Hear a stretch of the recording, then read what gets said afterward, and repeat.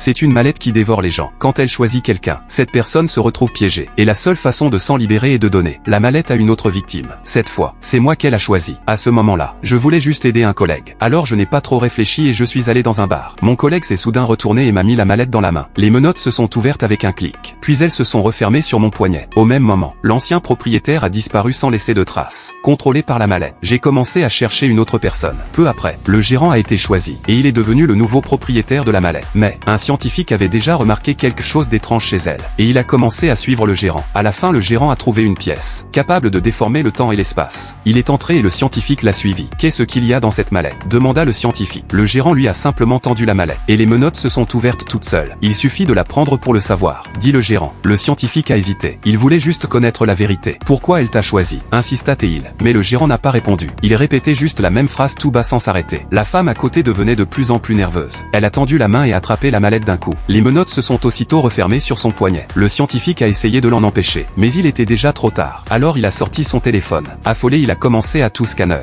Les yeux de la femme se sont mis à clignoter. Son expression changeait sans arrêt, comme si elle était devenue quelqu'un d'autre. Le scientifique a essayé d'agir, mais le gérant avait déjà disparu. C'est seulement là qu'il a compris que la seule façon de sauver la femme était d'ouvrir la mallette. Alors il s'est jeté sur elle. Il lui a arraché la mallette des mains et l'a ouverte de force.